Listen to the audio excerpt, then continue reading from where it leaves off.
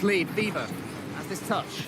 Pushes it out wide, won't be able to get the boost because Dizzy knew what he was doing, but somehow Fever still gets the ball cleanly. Zen's not going to get the touch here. It's wrapping all the way above the Vitality goal, but the pressure remains. They have 20 left. That back corner, though, it's going to be awkward for Wildcard to get anything going here. Do not want the ball stuck in there. Good pinch from Sizzy to clear it away. Fever removes him for the audacity. Chance for Torsos. Oh. Keeps it high, absolutely pumps it long. Sizzy up for that double. An unbelievable outplay. And Sizzy, professionally, wears a couple of seconds off this clock. Behead to keep it up. It has to be now or it's going to be never for Wildcard in this second game, and that is slammed down brilliantly by Team Vitality. They did hold, but that was nowhere near as comfortable as game number one.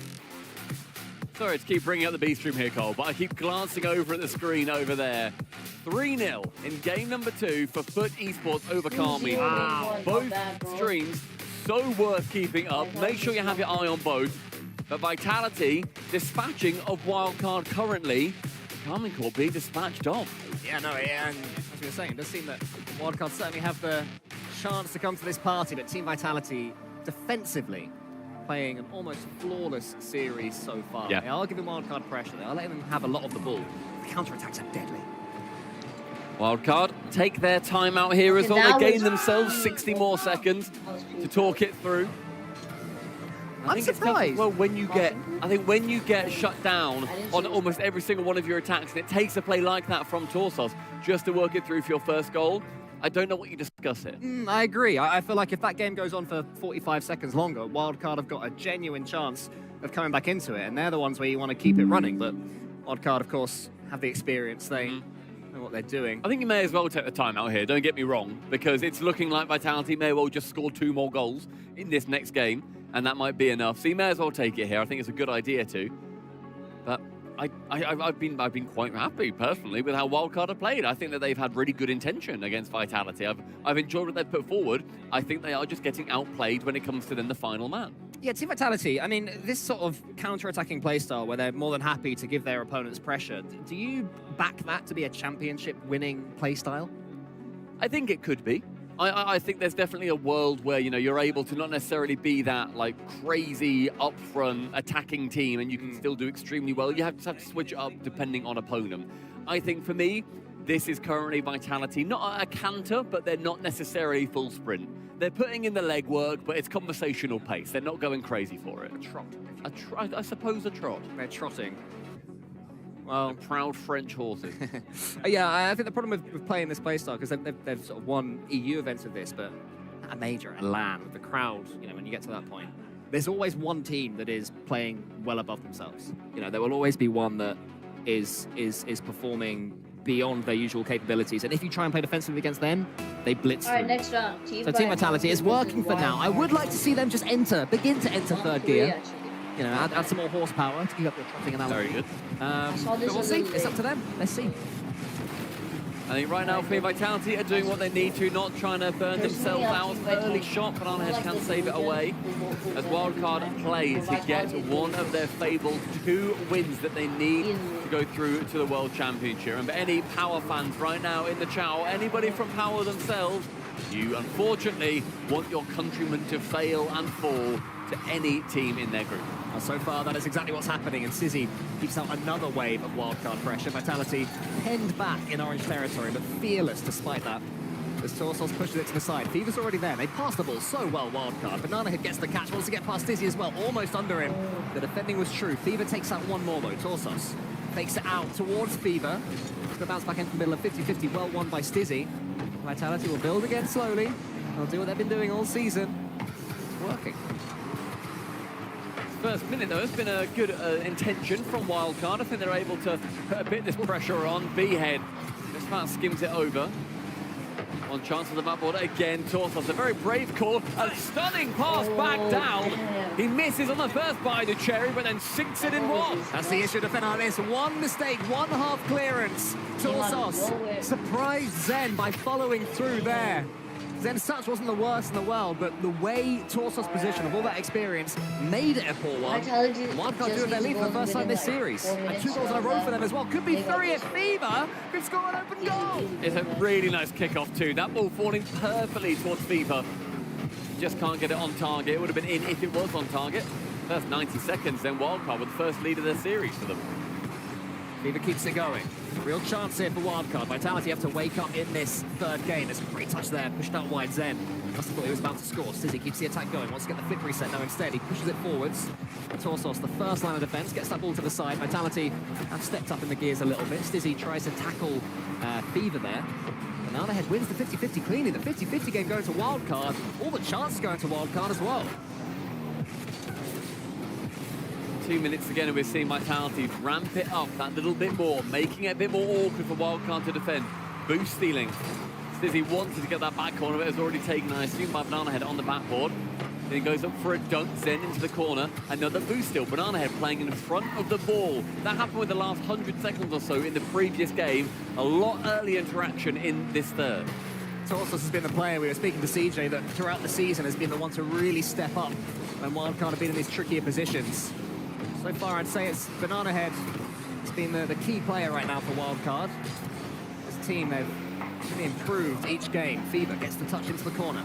Bananahead's to his left. Can Fever do anything with that? It's an awkward pre-flip towards the ball. But it will fall towards Torsos in the end. Torsos goes forward. Exotic and Zen, the two of them combining to get that ball to the corner. Only half this game is gone, but for Vitality, it almost seems like we're at the point where they're going to need to start rushing and stretching, because Wildcard certainly have a second goal in them. Are they able to claim it? Bananahead to try and get the dunk here, he does. Forces it out wide, Torsos catches. Let's go to the right, but can't do it. 2 seconds, rather 2 minutes remaining. Chance high, for Zen, onto the backboard, no boost, just too much on it. Sends it in front of the goal rather than into it. Torsos a pass to Fever, shot on target, tipped away by Stizzy's Fennec. Zen clears it long, Bananahead underneath this one. Pushes it out wide, Exotic there. Wanted to get a chunk of the ball, but wasn't able to do so. That's better though, that's more attacking there from Sizzy.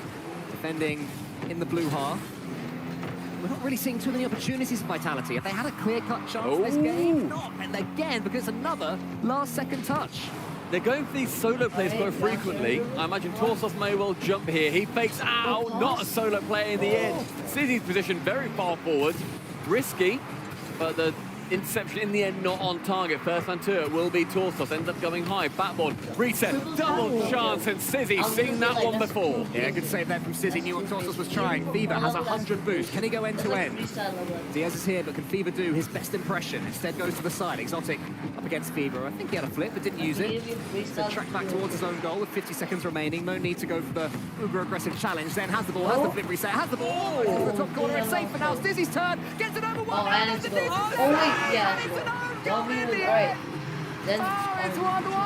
It's such a nice save from Torsos top corner. Great pass middle again. Sizzy bar down. Fever gets the touch. Zen would have scored it regardless. He was there. Bananahead had to do something to try and clear it away. By no means his fault. In the end, the pressure from Vitality, a bit too much for Wildcard.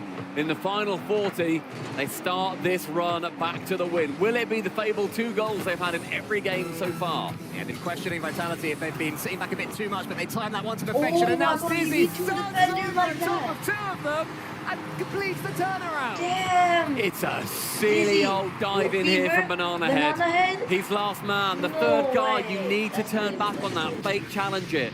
I know you want to go, I know you want to keep up that momentum. But Stizzy's read you and he's closer to the ball. He tips it over the top, and it may well tip Vitality to those points in the group. Bananahead gets a decent 50-50. Fever fakes out Stizzy brilliantly. To the ceiling he goes. Can he complete this one? Not quite. Well played. Good defending by Exotic. One more chance perhaps for Wildcard. They have to get this ball though. With 10 left, Zen to catch, gets a low 50 with Fever. Bananahead's in a good position, but Stizzy will beat him out. Time wasting, seconds going down, holding it by the corner flag, pinched in. Exotic secures Group A round 1 victory for the Golden Hornets. Yeah, it goes to the professionals from Team Vitality, you know, doing as... It's like they're gaining maximum output from minimal effort almost. This new play style that they've developed, it's been so effective in Europe. It's been effective now against OC's finest. Wildcard lose their first, but Team Vitality continue their own winning run. You see there the high fives coming out. They've done enough, Team Vitality. I think they'll have to improve as this tournament goes on, as all teams will have to, coming into game number 1. It's disappointing there for Wildcard because they would have felt like, you know, if they could have just seen that game away, they really had a chance of coming back into this series. Yeah. And the Wildcard, they put up a decent performance. They had a couple of those errors, and then they got overwhelmed at various points. And it became a lot harder for them, but they've still got two teams in their group, Cole, that they need to now look towards and think, right, we put, yes, it's a 3-0, but it was 1 goal difference. It was 2 goals Vitality that won it every single time. They've still got a foot to come. They've still got Carmine Corp on the way. And that series is still going on the Ultimate stream. Yeah, the B stream is popping off, so feel free to jump over there, everyone. Currently 3-1 in game 3 to Carmine Corp, but they are 2 games to 0 down. And next up over here, we've got R8 versus Space Station on the main stream as well. So, you know, interesting storylines coming out. We've got Zach back, and then R8, brand new team. They were here at Worlds last year, but new to these majors. This major's so fun. It's like day number 1, the first couple of games. And as you said, R8 versus SSG coming up after the break as Vitality dispatch of Wildcard in a nice, easy 3-0.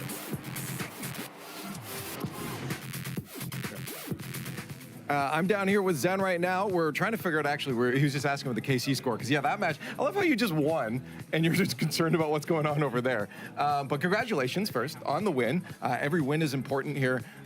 For you coming into this, you mentioned try not to overthink. You didn't want to, you know you're good, don't think too hard. Was that easy to do? Was it because maybe you were overthinking? C'est vrai que du coup, bon, bah, déjà félicitations bien sûr. Tu mentionnais en venant ici peut-être le fait de ne pas trop surpenser à tout ça.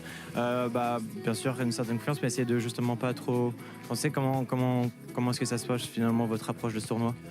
Bah, on a un staff derrière nous, on a Sax et Gauthier qui sont là, ils nous aident énormément. On a des petites routines, etc. Et je pense que c'est surtout ça qui fait la diff. Et aussi de garder les pieds sur terre. C'est pas parce qu'on a gagné des régionales qu'on est les rois du monde. Il faut continuer à se battre et voilà quoi. So yeah, you know, we have Stax, the coach, and Gauthier, the team manager, who are behind us to help us, you know, keep it calm, keep maybe the feet on the ground, because we know that basically we won 2 regionals coming here. Yeah. But yeah, we know that, you know, we're not. We just don't consider ourselves as best in the world, just keep it chill. Yeah, that's it, just trying to keep it clear, keep the head clear and stuff like that. Well, I have to ask then, because I got, the score is 2-1 for Foot right now against KC. Does that change your mind or whether you're the best in the world at all, knowing how they're struggling? Alors c'est vrai qu'actuellement, bah, du coup, le score de l'autre match est pour le moment 2-1 pour Foot contre KC, donc elles sont en train de perdre. Est-ce que peut-être que tu dis qu'actuellement vous êtes peut-être meilleur qu'eux, meilleure équipe du monde ou... Bah, moi honnêtement, ce que font les autres équipes, ça m'importe peu. Moi, c'est juste mon équipe. Genre, s'il y a des upsets, bah, c'est tant pis. Et bah, c'est comme ça veut dire qu'ils ont mieux joué. Mais ouais, c'est vraiment que mon équipe et juste voilà. I mean, yeah, to be fair, it doesn't really matter what other teams are basically doing. Obviously, if there are upsets, I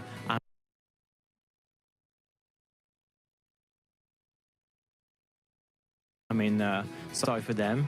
But yeah, at the end, it's just really focusing on, you know, my team and our performances. So I mean, to be fair, I don't really care. Sorry for them. We'll see if it continues. Casey should bounce back, but who knows? Now, looking at the team, I was sitting off to the side while you guys played, and the whole time I could just hear you. Comms, you are going crazy the whole time.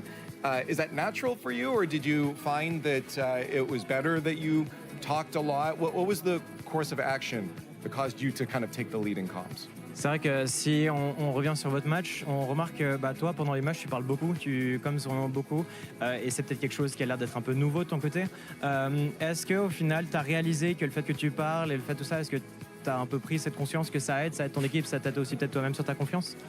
Je pense que mes coms, j'ai des coms super rapides et efficaces. Du coup, des fois, ça peut peut-être rassurer les autres, par exemple. Et aussi, bah, entre les games, vu que bah, je sais un peu notre game plan un peu par cœur, on va dire, j'essaye surtout de rappeler les bases, etc. et de les mettre à l'aise et pas de juste overthink de fou et voilà.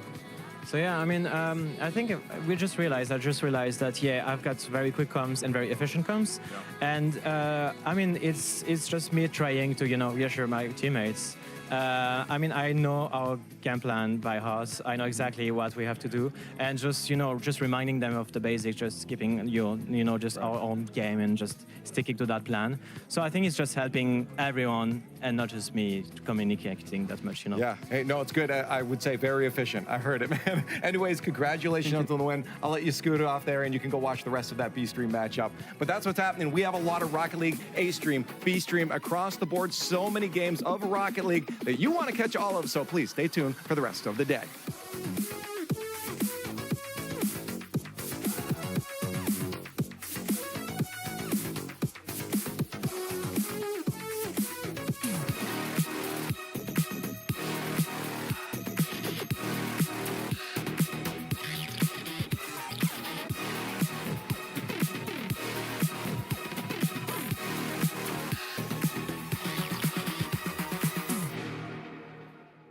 Oh, looks like you're backing up a bit here. Okay, Luann? Is there a Luann in the house? Remember, you don't work here. Young homeowners love to get involved with everything. Luann going once. Progressive can't protect you from becoming your parents, Luann? but we can protect your home and auto when you bundle with us. Sorry. Luann!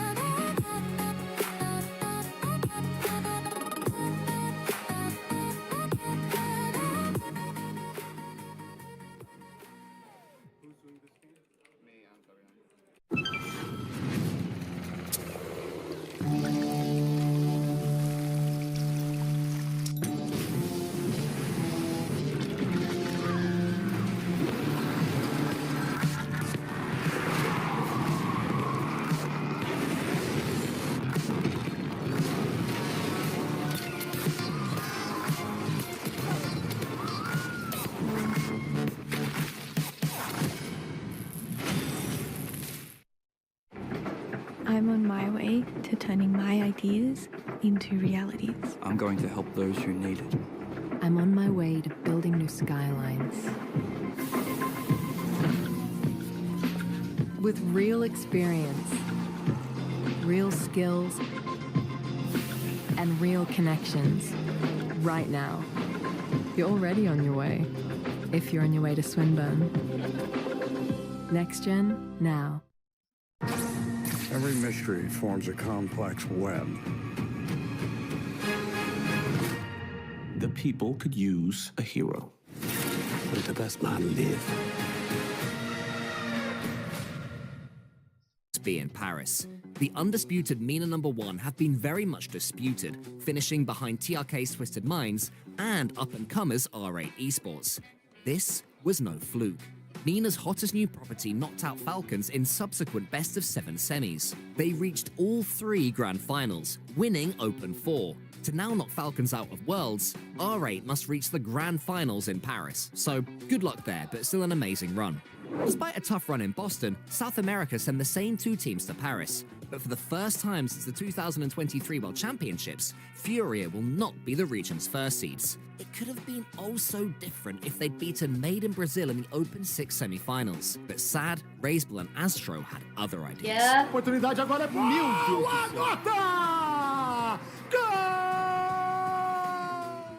And breathe.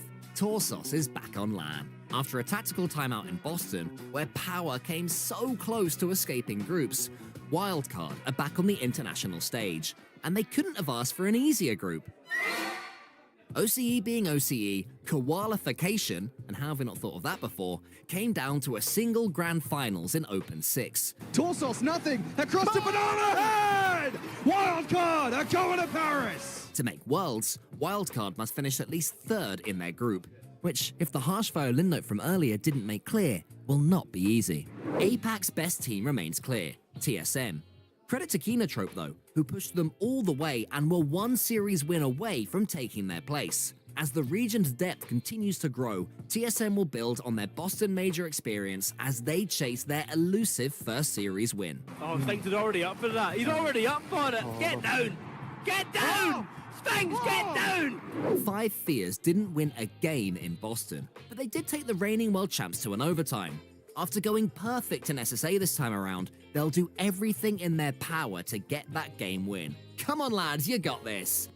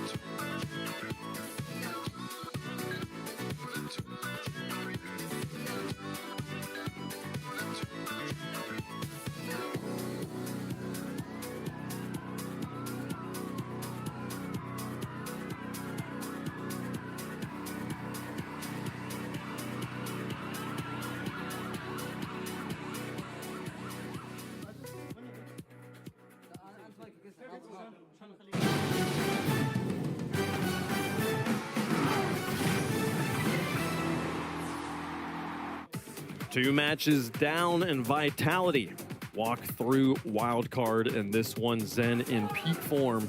Wildcard will have to look to the rest of Group A to find that win, to get that third place finish, to get their last chance qualifier. Lots on the line here. Everyone in OZ looking to wildcard right now. Yeah, that group is going to get exciting, but also Vitality. This is the new Vitality. I think old Vitality, they get a little shaky. Maybe this goes 5 games, but no, like new Vitality, they are favorites. They come out comfortable victory the whole way through. Yeah, I think, you know, at the start of the tournament, we all pick our winners. I picked Vitality. I think they look good. I did pick. When I put it in, no one else had picked it. I think it got a little more popular after. But Trendsetter here. Well, no, I do think that this team has slowly been building up that that confidence in each other. I think, Stizzy getting to a grand final with Dignitas, obviously, I don't think you really have any questions about Exotic and Zen when it comes to confidence, especially on the world stage. So I think this team together as a unit has slowly been improving. They had a slight hiccup against KDOT Corp, but other than that, really fantastic split. Yeah, Boston Major Grand Finalists as well, and they just keep proving that, we are the top dogs in Europe now, and we get the comfortable win. Again, a lot of space open on the wild card field, and they made good use of it. Wildcard had a couple moments here or there, like this nice goal there by Tarsos, 2016 air dribble from Tarsos. Exactly. He's been playing forever. He still got it. Which is great to see. And then Wildcard actually took the lead in this final game 3, but they just couldn't hold on. I mean, it's just tough, though. Come Vitality, and I agree with James. Maybe not so on who's going to win the tournament thing, but I do agree on that they have been ascending and consistently just getting more and more comfortable, and their synergy is at an all-time high with this roster since the World Championship roster back in 23 when Zen won it all. And Wavefunk, I need an update on that. I gotta tell you guys, it's crazy. 1 minute remaining in Game 5. It's tied 1 apiece between FUT and Karmine Corp. And that is a huge game, too. I think we actually, I'm being told we can go to their live right now. Well, we're getting ready for the next match. Let's just keep an eye on this one. Half a minute left. Here we go. This is huge.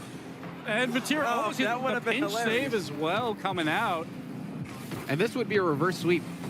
Yeah, Foot was dominating early on, and now K-Corp won game 3 and 4. And like I was saying before we had the cut, this is a huge match in particular because Wildcard, they are tied with Power right now in points, and they want to get at least 3rd in the group. If Foot ends up winning this match, it puts Wildcard in a tough spot because they're probably expecting it's going to be them versus Foot.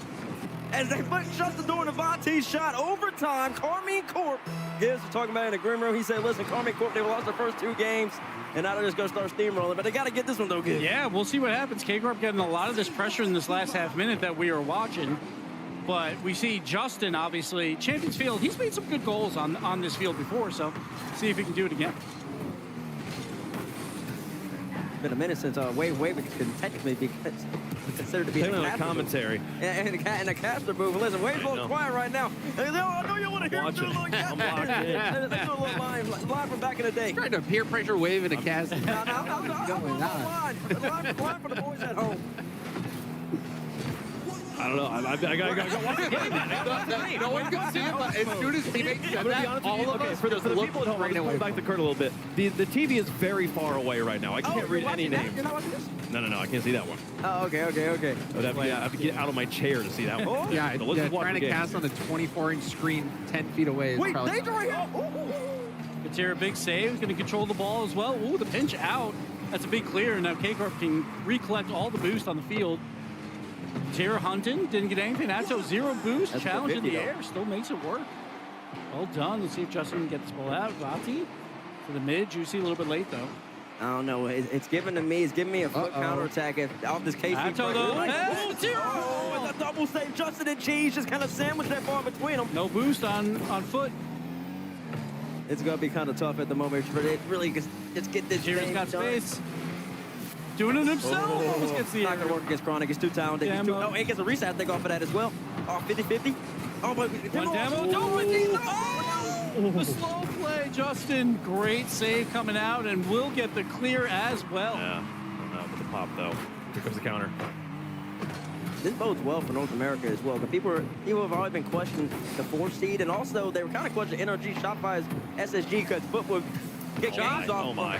I don't know. I mean, teammates, I think you're pre-jumping a little bit. Yeah, this is only hopeful if they win. If they win, it's a good sign. If they get a game, K-Corp gets the reverse sweep. Game 5 overtime. The most epic caster curse from teammates. This goes well for North America. Boom. Yeah. First off, sorry. I wasn't saying about the result. I was just talking it bodes well in terms of the fact that they're going up against Carmine Corp. And they Game lost. 5 Quality loss. Yeah, I mean, listen, sometimes you take a quality loss. Too many quality EU4 losses versus in NA4. It's So, Carmine Corp. Carmine Corp is one of the best teams in the game. They It are. might I be get what you're saying. EU4. You understand what I'm saying? I get what you're saying. It's just that, you know, You're I not think buying about it. like you I don't was say just, that in an overtime of Game 5. I was just covering the Made in Brazil match, and they had quality losses last major and went out in the group stage. So, you know, I think this is also one where I would not put it past Wildcard to beat Foot. Oh yeah, Wildcard. So it's like this. You know, I think yes, it's good to see Foot coming in and challenging a team, a Titan from EU like K-Corp, but you want to see him win. You want to see him win. You got to see him. You want to see him win. I think Carmine Corp honestly got a lot to prove at this event, and that result doesn't prove anything for me. They get the win on Champions Field. That's a good win for them, but still they have their work cut out for them here in Paris. Yes, and they have their work cut out today as well, because K-Corp and Vitality will end our day as well. So they still have another match to play, and we'll see how that pans out. And Foot versus Wildcard will be on the B stream at the end of the day as well. We played through 2 of the groups. We're going to get to all the groups a few times here today. Let's head over to Group D. Gentlemates, Space Station Gaming, R8 Esports, and Furia will be taken to the stage next here on both streams. If you want to see the entirety of that match we were just watching, make sure you've got the alternate stream pulled up. They have a whole list of matches happening today. That's twitch.tv/RL Esports. You can catch, I believe it's going to be Furia versus Gentlemates will be the next match that they are covering. That one will be starting a little bit later on because Carmine Corp versus Foot just wrapped up, but Furia and Gentlemates will be playing there next. We'll see that Wildcard versus Foot match, which continues to rise in stakes as the day goes on here. That'll be their final match of the day on the mainstream, twitch.tv/Rocket League. Hi, hello. Glad to have you guys here. We're going to continue on as well and get the newcomers, honestly, maybe the story of the tournament right now, R8 Esports. Here instead of the Falcons taking on the hottest kids from North America, SSG. It's unbelievable. It's always been Twisted Minds and Team Falcons coming out of MENA. And you think if one of those teams isn't going to make it, it would be Twisted Minds. But after a shocker of a move as well, bringing in Drawley, that was perhaps the biggest roster move of this year. And to not even make the major is insane. But that, I think, must be a testament to how good these guys are. Speaking of huge roster moves, Zach, he retired, he unretired back to Space Station, probably the Split 2 MVP as well for North America, playing out of his mind. Yeah, no, I mean, you saw SSG didn't get the results they wanted in Boston. They pick up Zach. They immediately win open number 4 and have one of their best splits as a roster ever. They are looking in peak form coming into Paris, but the question is, can they do the online thing now here on LAN? I do think that Zach, formerly known as Scribbles, now known as Zach, he's just going by his first name now. I do think that his play style is so just perfect for LAN. He's slow, he takes his time, he just really just We'll touch on that after. We'll see them here. I'm excited about. I'm excited to see them play, but I'm also excited to hear from their coach, Xpear, who's standing by with Lee.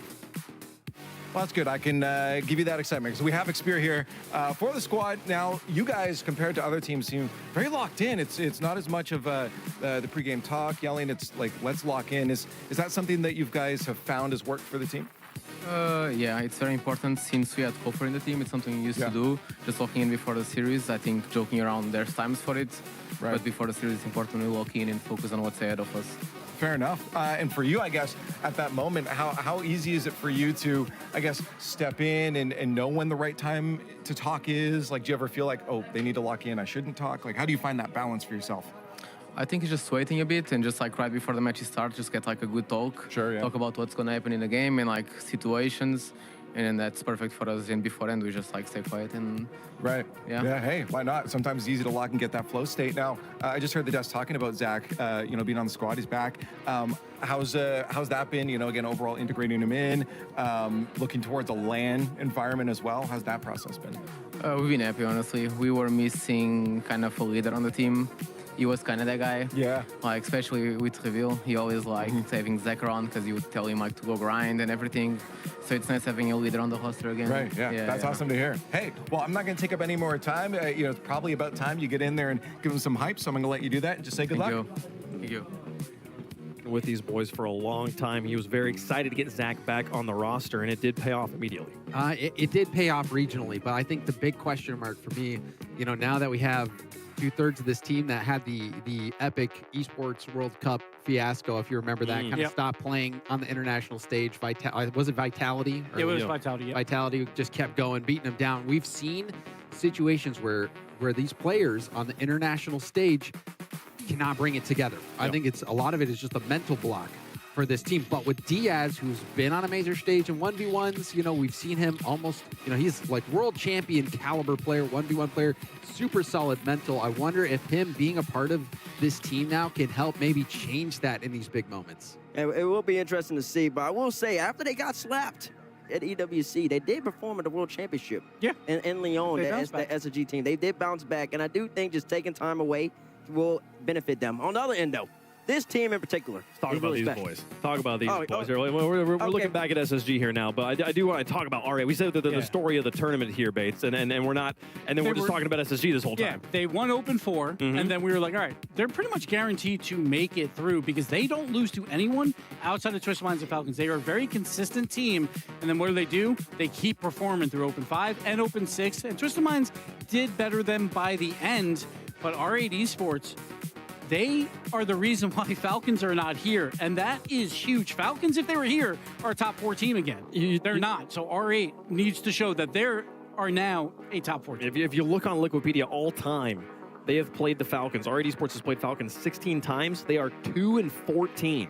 But those 2 wins coming in these 2 splits, the 2 times they beat them, I think it was Open 4 and Open 5, massive for the results. And it's what put them here instead of the Falcons. And they were just a couple of points off being the MENA 1 seed. And I think anyone who claims that MENA 1 seed is a legitimate contender to win this whole event. And now I wonder, you know, is this team good enough? Are they going to be able to bring that same level of gameplay to be contenders, to even make it all the way? I think we've seen in MENA, this is the emerging region. They were the region that made history to be the first region other than NA and EU to claim a major title. They are contenders now. And if these guys are competing that well over in MENA, they are contenders to win this whole thing. But these are the 2 teams, I think, while they are contenders, I think most people would not pick them to win it just because of the experience. On both sides, they just don't have enough yet. They have potential, but they have to prove it. And I think that this match is a perfect spot for both of these teams to show, oh no, we're here to play and we can win this tournament. And you know, we have seen Magic before. You know, you guys were talking about how Zen was playing with Verdosen and Alpha, and you know, it's these newcomers who came onto the block. They did something we had never seen before. I think all the same ingredients are there for R8. Yeah. I mean, you're talking about just look back at Boston that just happened with Nas on the stage. First time in a grand finals like that, puts up one of the best performances, not the best single performance we've ever seen in the grand finals. Like this is always the question of like who becomes land boys. This is if you've been around since like the beginning of Rocket League. We always talk about like the land boys. Do it on land. Who could pop off on land. Like we ain't said that in a minute. And SSG, when we were like, oh, we're excited to watch these boys play. When we saw them in Raleigh at the first time, they fell apart, and then they followed it up with that EWC performance where they fell apart, and on the land stage they couldn't put it together. Have they changed? Have they gained enough experience? And I don't just mean their coach. Have they gained enough in real world experience here to make it happen? And then the question for R8. These might be better on land. We don't know. We're about to find out. It's going to be an interesting match. I think it's going to be high scoring, high flying, high speed. It is going to be high scoring. It's going to be a fun one. Let us know who you think is going to win in chat. We'll make our predictions up here on the desk. And we had talked about there's a lot of one-sided, lopsided predictions. Group C, not that way at all. We are all split down the middle here. I'm excited to find out how these forecasters have gone. James, who you got? You know, I don't know how the split was, but I really think that R8 is the favorite in this matchup. Seeing what they've done over in MENA, I think the only concern for me is can they do it on land? But like you said, there's an opportunity for Magic here. I think they have all the ingredients to be a real contender, and I think they are going to prove it here against SSG. I think I would disagree with you. I think Space Station are slight favorites. They did tie for the North America 1 seed, but they lost out on that tiebreaker to NRG. But I'm talking about a minor region, though. That's true. That's true. But world champs, defending world champs. Kidding. But I'm going with the slight underdog. I'm going with R8 Esports. I believe in MENA. I think MENA knows what they're doing over there. And I just have a feeling that these boys are going to really impress throughout this tournament. I thought you said you disagreed. I also picked R8. I was saying that they were favored. I think Space Station is slight favorites, but I'm going R8. Yeah, that's great. A whole bunch of dad jokes from all the 30-plus careers. and saying I don't care about who's the favorite. I care about matchups. And this particular matchup, all right, they're very aggressive. The aggressiveness doesn't work against SSG. And you know why? You get hit in the mouth. Reveal's coming right behind you. He's going to get a demo. Give me SSG in this one. I do think that matchups determine a lot of these games in Rocket League in 2026. I mean, but SSG's going to sneak by. The matchup is right now. The matchup is only on paper. We haven't seen them play each other yet. To me, the big difference, the thing we were talking about, that experience. There is a bit more experience here for this SSG squad. They've had more time to gel, and they've been in this environment before where the R8 boys have literally never been in a major like this before.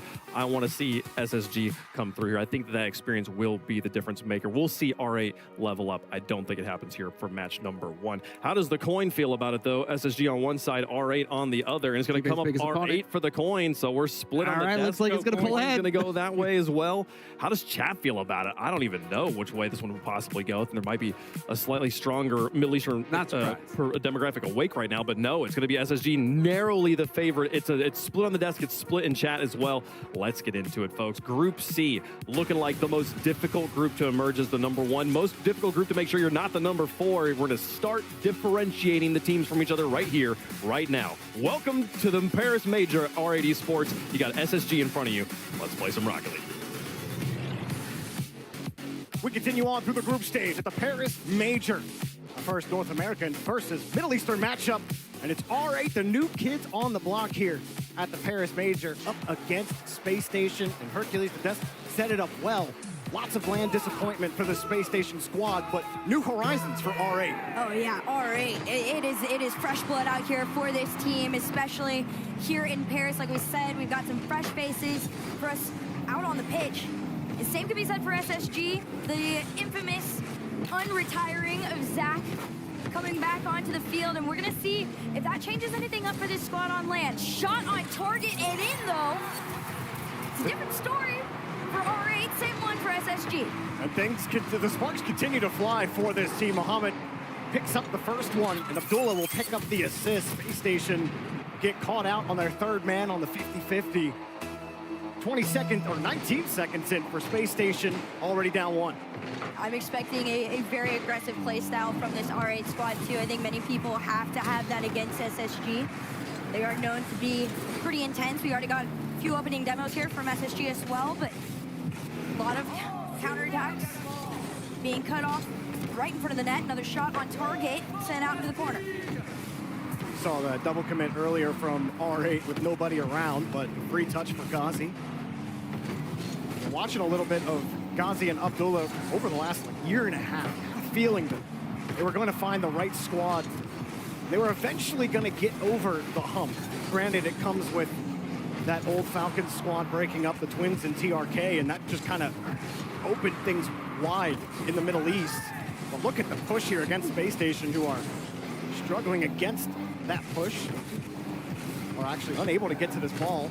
R8 forcing them to dive for the 50s. Space Station able to get to the ball, but no boost for Reveal. I like this from R8 as well. Very patient, passive team. You saw the back pass to try and give themselves some space against SSG. They're not worried about having to defend against them. See the demo out in the mid here. Here comes Zach, over 1. Got a backflip pass over to Reveal, and Space Station a tie. Great work from Zach at the front of this rotation. Has the reset, drops it, avoids Ghazi, and then fakes the follow-up challenge to Abdullah. The ball comes straight back to him. He easily backflips it out and gives Reveal an easy goal. That was excellent work from Zach. It's straight on the moment thinking from him too. You saw the slight hesitation, but it didn't last more than a half a second when he called that backflip there. Now SSG back into the swing of things here. They want to start this series out very strong. They come right back for another shot. This time denied, and the net left open. Zach will find this one. R8 expecting this ball to move downfield, but the touch gets away from Mohamed, and Zach punishes him. You don't see it on camera, but Abdullah was moving upfield. He saw his teammate Mohamed in the corner, thought he was going to get a clean touch out, tried to go downfield. It doesn't happen. He's caught out. Space Station take advantage. Yeah, Space Station are doing a great job of getting R8 to kind of run around themselves a little bit, and they can force that third man to have to play from behind as they get a step in front. That 1-goal lead, though, still stands with SSG. Off the ceiling and down. Another shot taken to the backboard here. As Abdullah's gonna try and carry it out. A 50 forward could be good, although it does get immediately sent back and caught by Zach. Has his flip, takes it forward, and has to leave it. Good carry and flip from Ghazi. Zach demoed, or getting a demo off screen. R8 with another clear downfield. No boost for Zach. Happy to wait for Zach to push this one, but Space Station with a quick follow-up with their second man, a flurry of demos. Muhammad will get the ball out into space. R8 struggling to maintain possession, getting bumped off the ball. No midfield presence, everyone back against the wall. And again, you get a 50, but they get bumped back by Space Station. Pushed down. Happy to rebound, not gonna happen. R8 able to get to the ball just in time. Now Space Station back to their own wall. We got that final just over a minute and a half here. R8 haven't quite been able to find anything. It's a powerful shot. You hear it off the crossbar though. It's not gonna slow down SSG's attacks. They're still fighting as this one goes down. Reveal tries to send it out. Here comes R8 again. It's one attempt after the other. Unfortunately for them, SSG a little bit quicker to get in these touches on this ball. Another quick center here for Zach. Gonna try and slowly push it forward as this one bounces out to the side. It's aggressive look for Zach.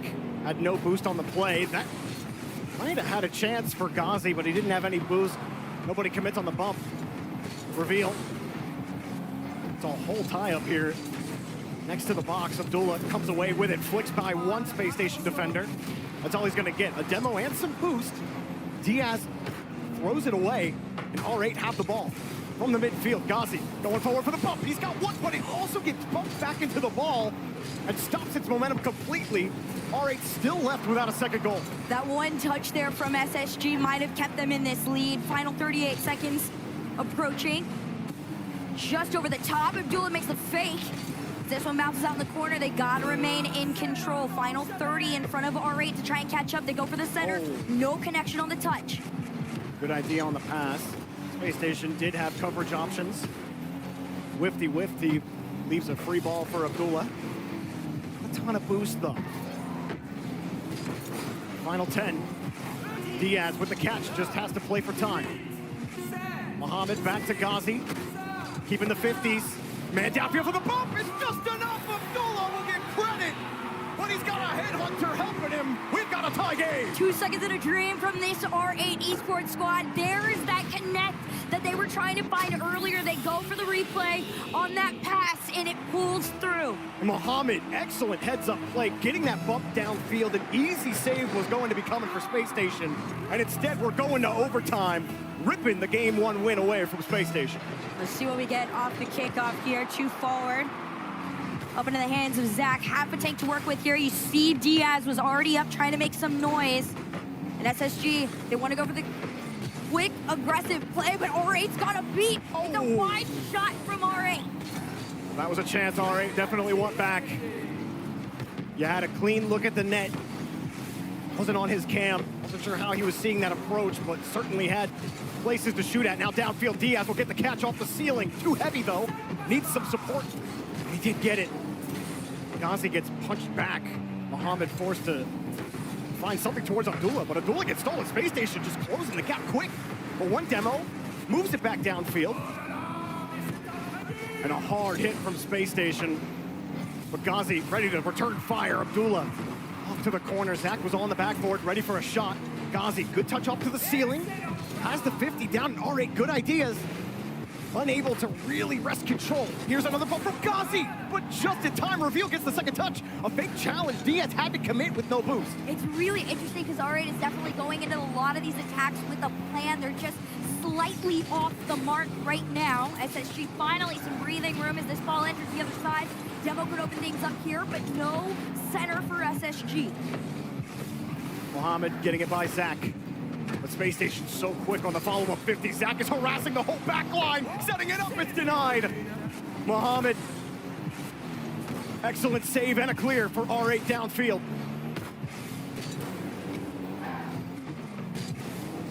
SSG has finally gotten some shot opportunity. There's another.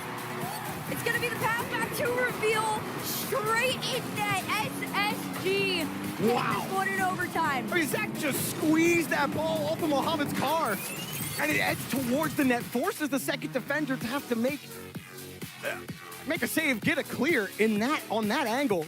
Almost impossible, but Zach, both of the goals for Space Station, the first one, and then that one in overtime to set them up. Zach at the forefront of this Space Station attack, as he has been all split long in North America. He brings it up to land here for Space Station, and they are able to survive R8's comeback. And the thing with Space Station is you need somebody to do that, right? You need that initiator. The amount of times I would see Zach already on the other side of the field, ready to, like I said, make some noise. That is the level of play you gotta be at, because R8 Esports is playing some of the best in the world when it comes to aggressive plays and connectivity. You're going up against teams like Twisted Minds, teams like the Falcons, and they're bringing that here to Paris. Space Station really kind of tried to set the tone at the start of game one. A lot of demos. R8 happy to return fire, and just really physical game on both sides of the ball, and quick transitions as well. When you think Space Station were getting a hold of it, both teams have showed they can hold the midfield, they can play aggressive. Space Station, especially aggressive with Zach on the forefront, is really proving difficult for R8 to deal with. So how do you respond here if you're R8? Close game. They were able to tie it late in game one. They got work to do on Forbidden Temple. We'll see if SSG can use that to find themselves some momentum into the rest of this series. Taking that match point would be monumental, especially against a team like R8 who managed to keep it so close at the beginning.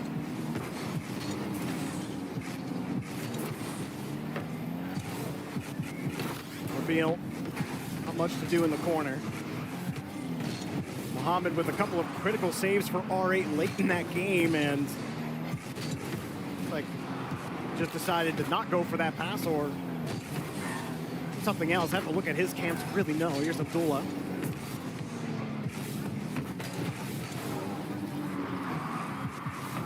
Ceiling here, a little clear from the backboard, immediately sent on back. Nobody quite there to follow. Instead, Mohamed's going to do the pass up over to Ghazi. Ghazi up the ceiling. A little bit awkward here, but right place, right time for Mohamed. First minute, looking exactly like game one. A lot of intensive pressure from R8. Good touch from Abdullah on the shot attempt. Ghazi has no boost, no midfield spawns for him either. He's forced to go back. R8 a dictating pace of play right now. Good 50 as well from Mohamed. Slips it underneath. But Zach ends up coming away with the ball. Back over to Reveal. Reveal finding a pass over to Zach from Diaz. But Reveal just too slow to it. R8, solid position defensively. Mohamed can't go for anything. He had to go back for boost. Abdullah takes point.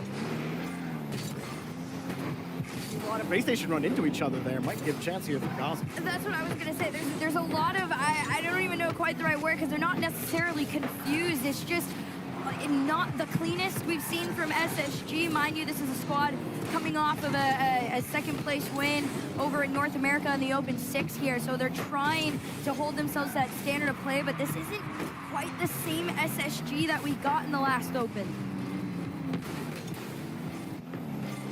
Diaz trying to keep control of the ball, but Ghazi gets his corner boost.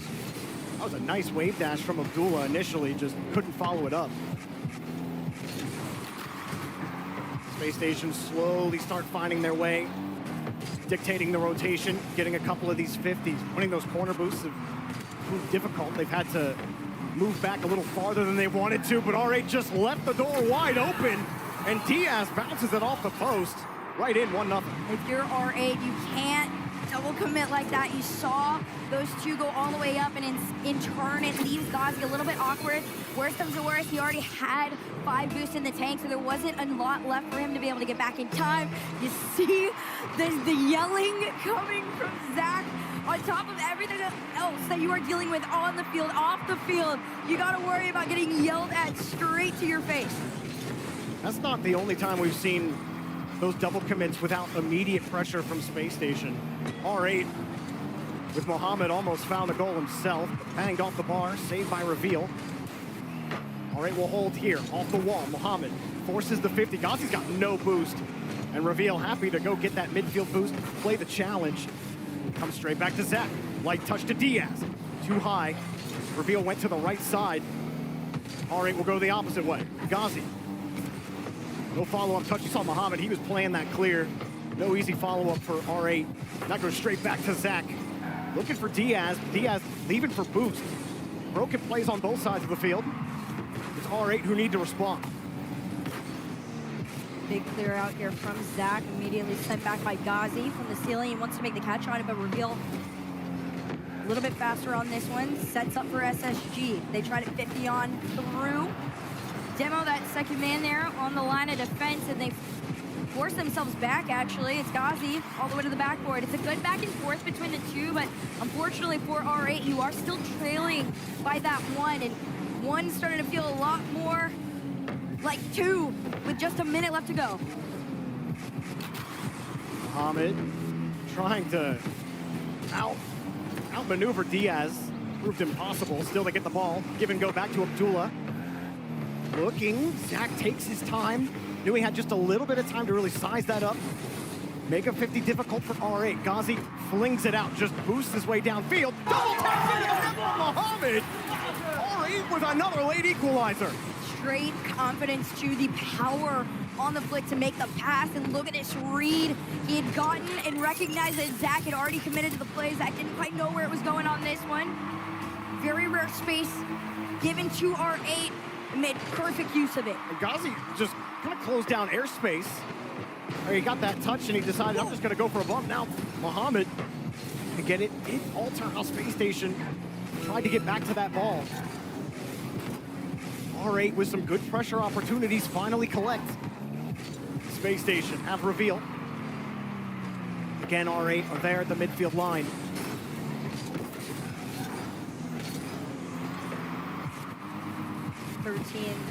On the clock, time slowly starting to get away from them, but that's not going to slow R8 down. Off the ceiling, the tank flip forward. Everything feels a little bit slow here, but Ghazi's going to try and push through. Still in play around the side. Can he pick this up? Oh. Yes, it's a bounce up to the top. Reveal wants to try and hit this down, but instead SSG goes for the play. Yeah, they wanted to go for it. Zach in the midfield, he's still going to go, but that's a heavy touch. 50 goes down to the ground, and overtime. 2 games in a row. R8 forced OT in game 1. They forced OT in game 2. Can they flip the result?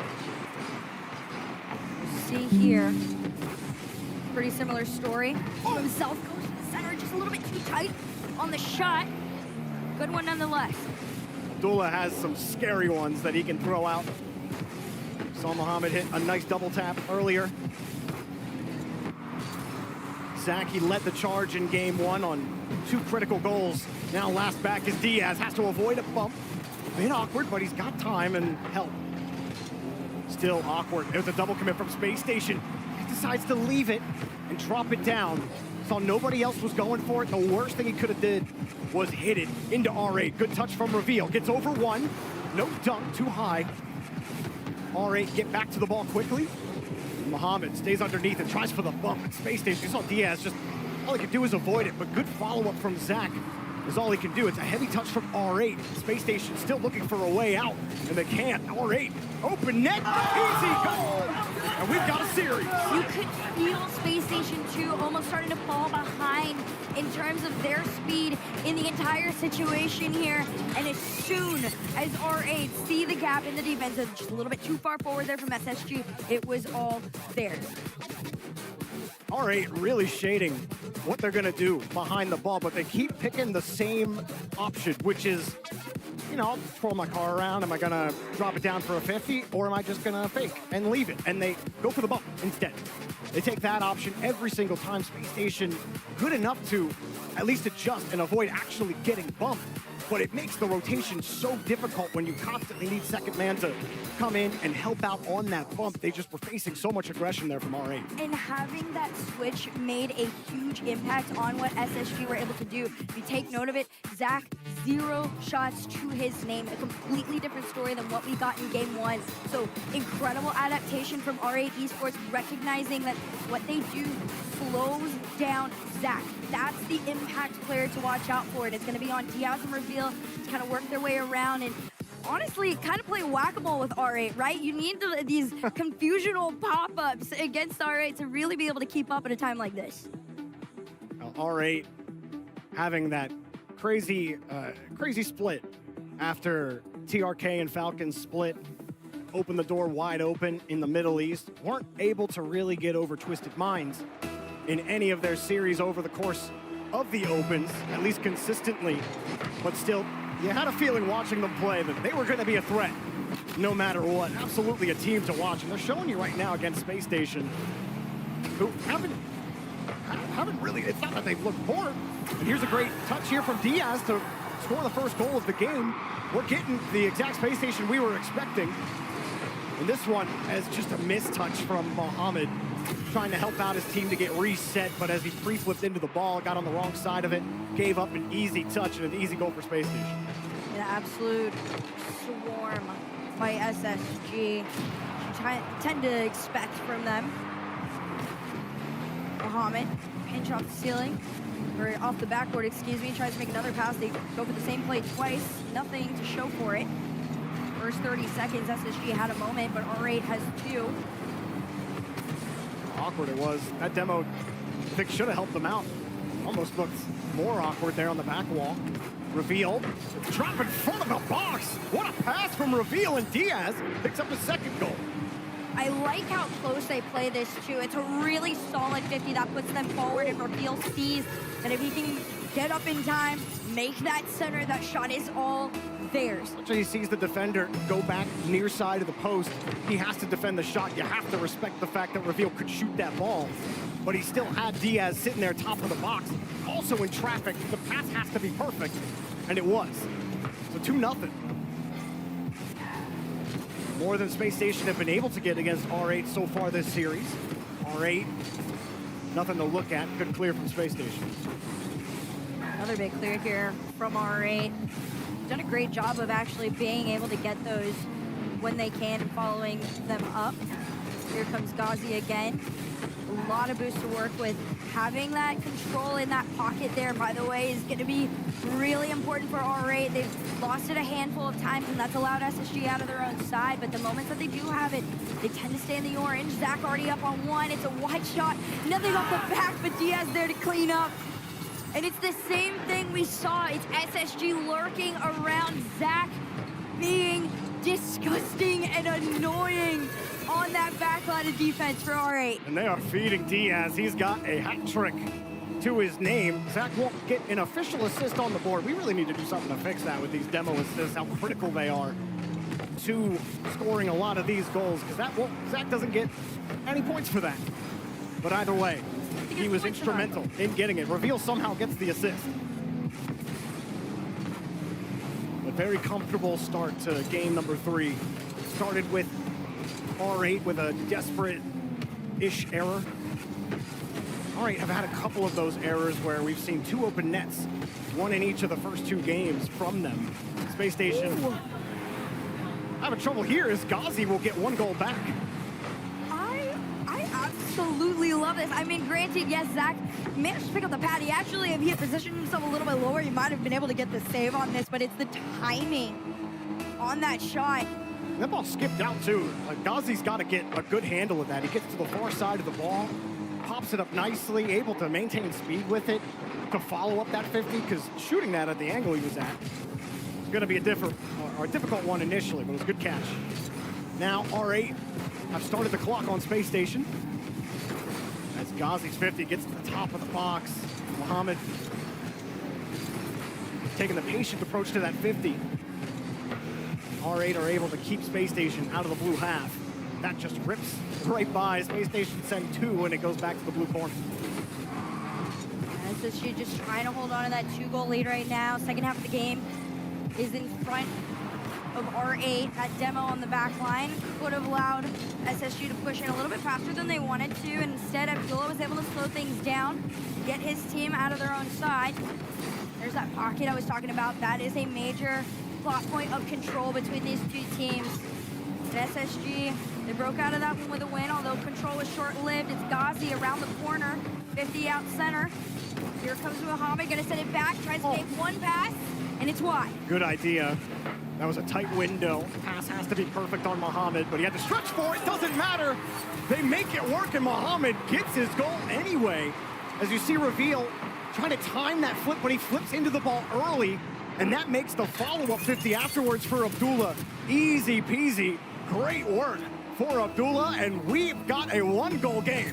That is such a gnarly cut, too, because if you are paying attention to R8, you can see how much quicker they're trying to get with this, catching SSG off guard like they did. Flip reset into the net, though, it's Zach to catch R8 off guard. Well, if you need to get back, you just call Zach, and he's got you. You got a man downfield, head hunting. He forces R8 up early. I believe it was Ghazi, and Zach with not just one, but two, and gets the 4th goal, where it looked like R8 were just about to march right back with 3 straight unanswered goals. Space Station's bread and butter, demos, and Zach doing the mech tricks gets it done. Diaz loses this one for Reveal to take the challenge on the ground, works out. They're able to slow Abdullah down a little bit here in the corner. We're gonna see who gets next touch is Mohammed. Accidental pass straight to the man. It's Zach. And 50's back, and Reveal's gonna slow it down out mid, and SSG just gonna hold on to that 2-goal lead. You're taking as many shots as you can, and now you can feel the frustration from R8. They're getting a little tense on their back line, desperate to make those clears. They're not as powerful as they were in the beginning stages of this game. Dangerous ball. Mohammed has been playing excellently in this series. Can't quite get it set up just yet. Abdullah looking for him. That was a cannon pass. And Abdullah gets back up to this ball with a reset. With Ghazi, tried the double. Mohammed, he's lurking up there. All 3 commit from R8. Full confidence. And they're happy that that ball's just not in their net, but they know they need a goal. You better send all 3 with about 30 seconds left down 2. They might get a chance here with a double. Tried for a bump. Fake, doesn't matter. Doesn't work. Mohammed lets it go, but nobody's around. Ghazi was certainly thinking a touch was coming, and Abdullah's forced back. That's a lot of time off the clock for R8. This is the same story from game 1 that we got with R8. A little pass here, another attempt off the backboard, some space for the double. It's down, it's synced in. Ghazi gonna give R8 one more chance to stay in this. Ghazi with the undercarriage double tap. Just under the tailpipe.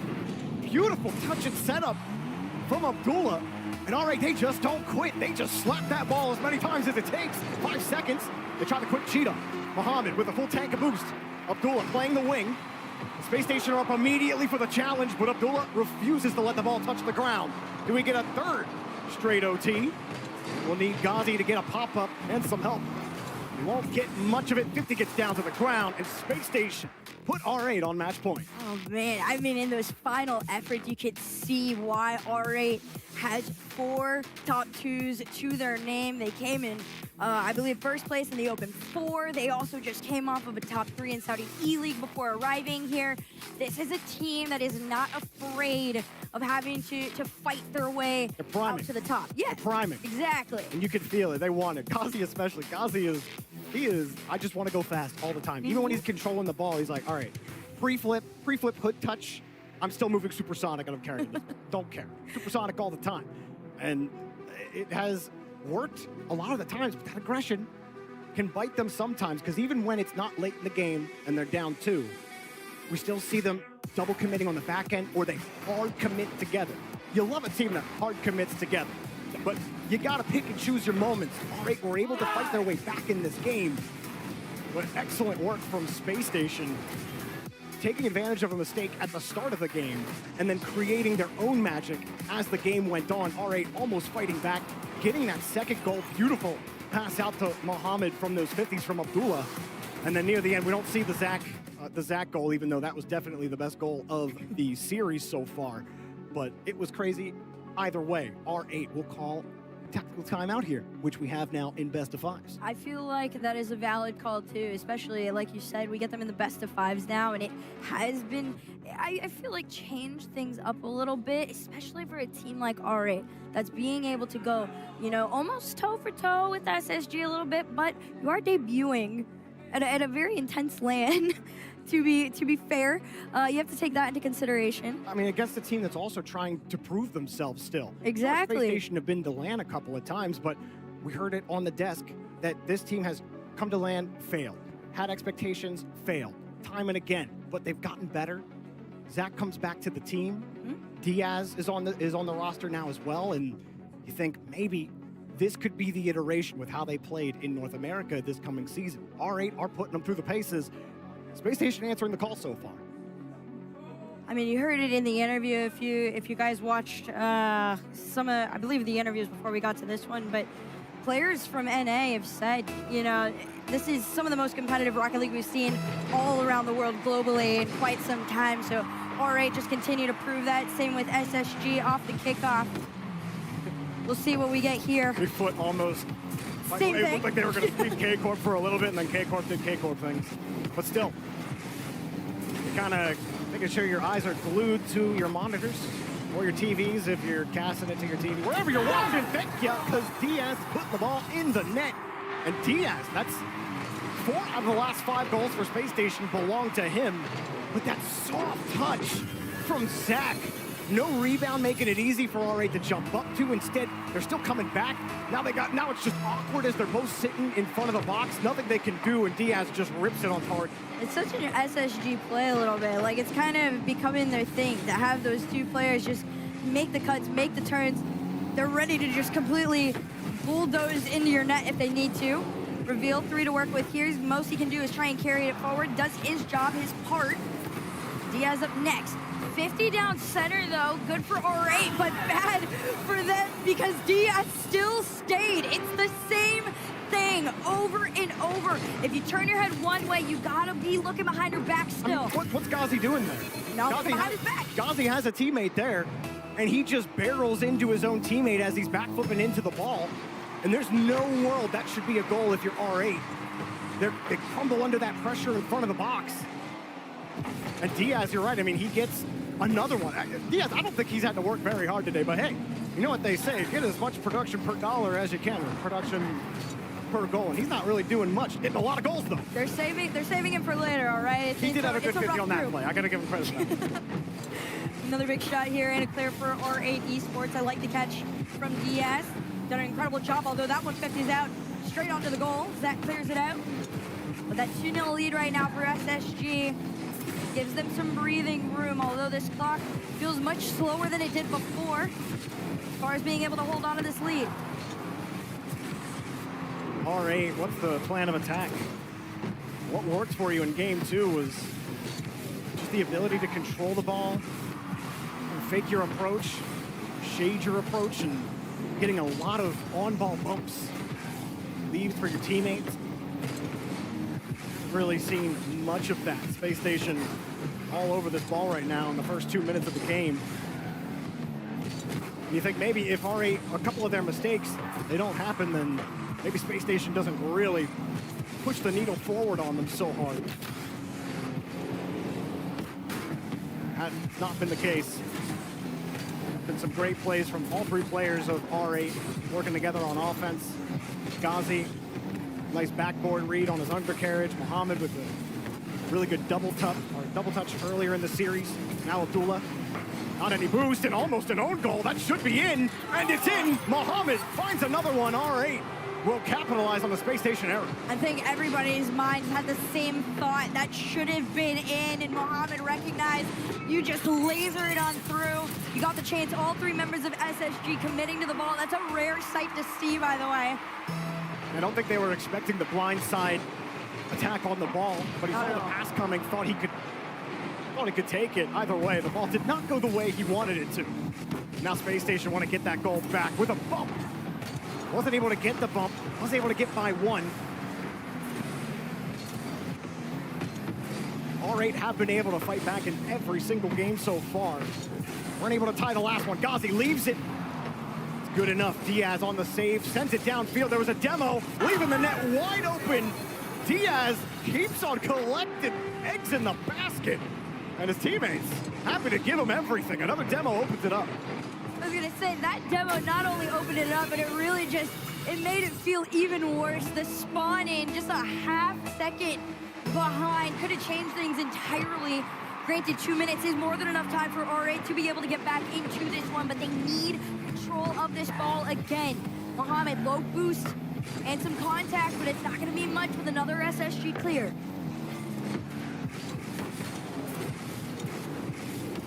Really great response halfway through this series from Space Station.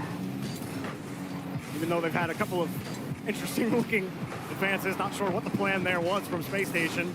R8 trying to punish them, and they just find the net. Mohamed refuses to leave the orange half without a goal, and they keep the deficit at 1. They're giving Space Station a taste of their own medicine. They're not leaving that half. They're completely depriving SSG's defense of all they have.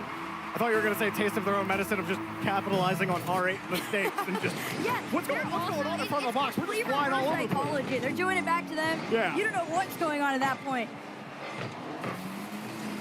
Somebody's got to hit the ball. Nice catch from Ghazi. Slipped by 1. Ghazi trying to pinch her, but it rolls. That pinch could go a couple different ways. If it doesn't roll, come straight down, could make it more awkward for Space Station. Space Station under a little bit more pressure than it feels like they should be. This one comes downfield, bump avoided, and R8 get out of it. Ghazi credited with the save. Reveal will keep possession on the 50. That goes straight to R8, and it forces Space Station back. Force the ball high and away. They actually get a clean pass out of it. Double touch, but a catch again here from Ghazi. I like this from R8 as well. They're finally having that second line of preparation against SSG ready to go. Ghazi is the second one in turn to keep SSG back, or it bay even as Zach collects that boost. It's another attack forward, but that 50 allows R8 to break out of their side. Demo on Zach. R8 chasing the ball, got the boost. 15 seconds left, they gotta get downfield, but they almost had their pocket picked. Zach deep by the midfield line. Space Station keep things clean for now. Zach puts it down, it's off the ramp. Abdullah tries to dash his way up, but it's just too much, and Space Station will take care of business against R8 in 4. Some scary moments for the North American 2 seed, but they get the job done. Space Station is definitely proving why that roster move and the unretirement of Zach was the right call at this point in time in not only his, but all their careers. They look good. Like you said, every time we've seen them on LAN, it feels like they learn a little bit more about themselves. And I'm still going to give flowers to R8. That was a very intense matchup. It was a well-earned win by SSG. There's just a little bit there for R8 to clean up. However, this is a very good learning experience headed into the rest of this group. Yeah, I don't think R8 will be an easy out for any team that has to play them in this tournament. But Space Station, the story coming into this LAN was, can you take the next step up? You got the number 2 seed in North America. You won a LAN. You were taking the best teams the distance. You were beating the best teams. But can you do it on LAN? This is the first step. This doesn't prove anything just yet. This was one Space Station had to win if they wanted to meet those expectations. They do that here. R8 on the other side, like you said, early for them, learning for them, but a threat nonetheless. I can't wait for the rest of the group stage. The rest of these matches keep on going. But Leaf will be down with the Space Station boys for the post-game interview. We'll be down with him in a moment.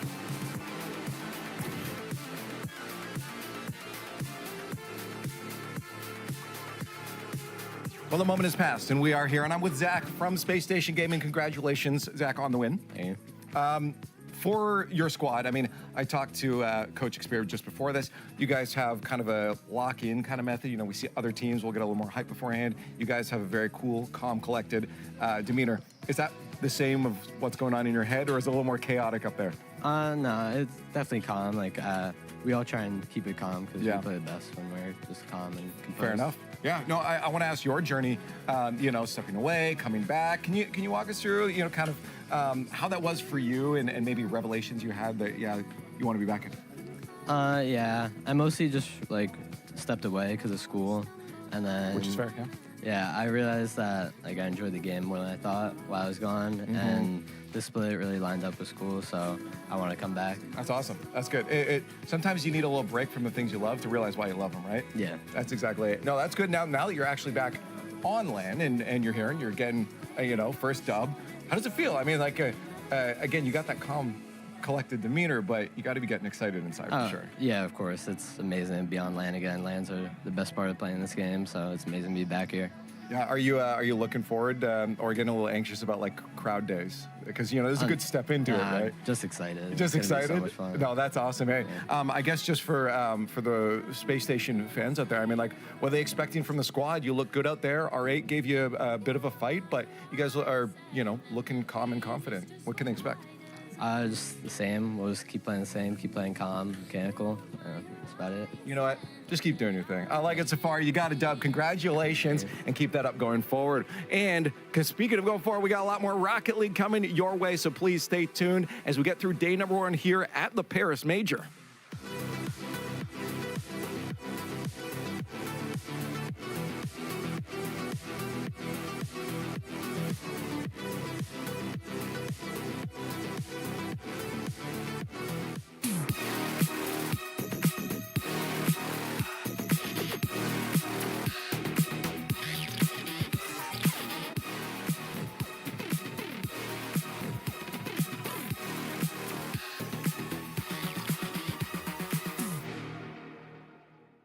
Oh, now this guy's going that way. Now I'm getting the lay of the land. Valets can be a big test for a young homeowner turning into their parents. There's an overflow lot somewhere in the vicinity. If the Is that right? garage is full, they go to the auxiliary. He said if the garage is full, they go to the overflow lot. I heard him. I was right here. Let's just stand quietly. Right.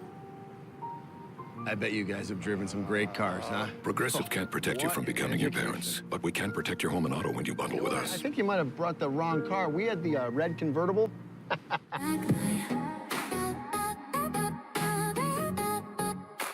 Gangsters, warlords, Monsters.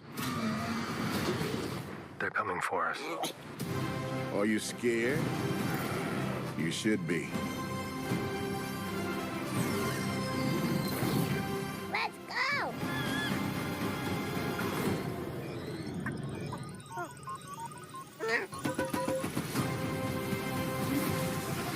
The Mandalorian and Grogu in cinemas now.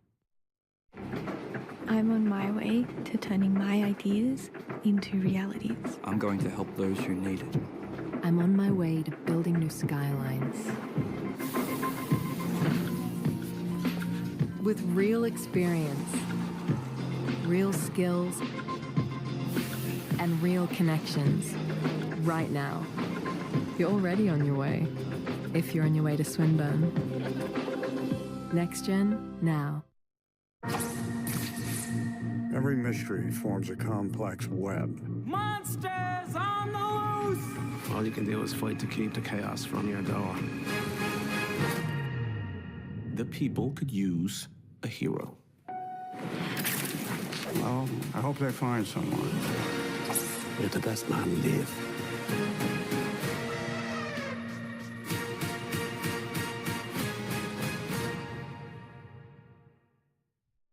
Booking.com has all kinds of stays. A laid-back beach house is right for some, but not right for others.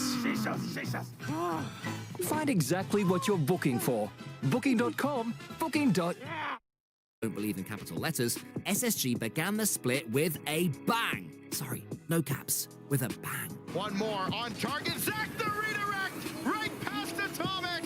With both teams only making semis in Open 5, see depth, it all came down to the Open 6 grand final. What a job from SSG. They still work themselves out of a jam and they find a way to get involved and actually put it into the top corner. I really thought NRG was going to throw out a kickoff strat there, but maybe they think they can score and the last kickoff will be where it's at because they're dead right. Final 30 seconds. Beast mode on top of the ball. Atomic off the back wall. And Daniel, it takes the lead for NRG. The Kings of the North are in front. NRG are back on top thanks to the tiebreaker of their overall season points. It's so close. And my goodness, is there some quality in their rear view mirror. Just 4 points behind both are these cheeky chappies. You like the look at that Rebellion decal? That is absolutely beautiful. No, not the Aussie one. Get out the way, CJ. I mean the ones who are still good at Rocket League. First killer flip reset goes low. Pass over to LJ, and look at that beautiful team play. 2 semi-final spots were spearheaded in Open 5 by their first event win since a season opener back in December, and with SSG upgrading with Zac and NRG avoiding doing whatever this was in Open 1, event win number 2 was arguably even more impressive. On current form, Rebellion have a great chance to go even better than their Boston Major top 6, as long as they don't let this fella on the sticks. Good news for pun lovers. In Paris, a toe will face a foot. That's because the NA 4th seed have been drawn into the group of death alongside Wildcard, Vitality, and Atos Carmine Corp. It's a tough reward for a team who finished 14 points ahead of the disappointing Virtus Pro in 5th. But if they harness their Open 5 quality, we know they can take top scalps. But the execution just a little awkward, and now Dio has to float it by time. Meanwhile, it just gets pushed right past him. We also welcome back Justin to Elan, who rumor has it did a cool thing in Season 5 and won Season 8. North America has more depth than ever. Don't be surprised to see any of these teams taking the crown in Paris.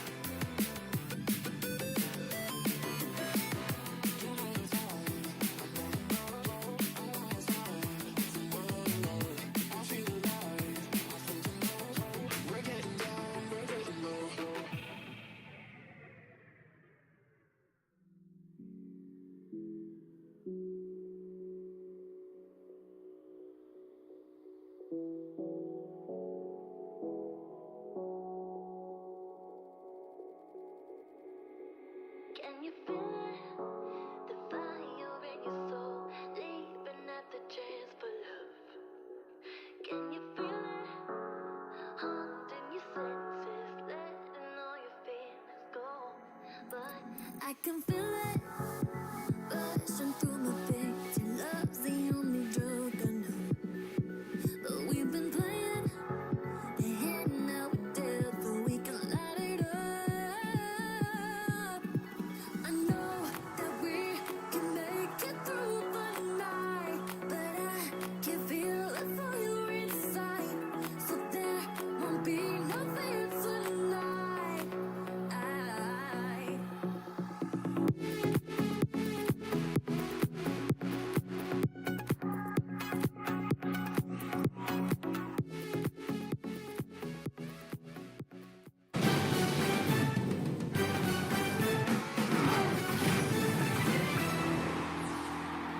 Oh man, we're halfway through the day. R8 Esports gave it their best effort, but SSG popping off, taking the win on the main stream. Meanwhile, the Gentlemates get the work done against Furia on the alternate stream. 2 broadcasts happening all through the group stage here today and tomorrow for the Paris Major. Keep it locked right here. Welcome back. We've had some great action so far.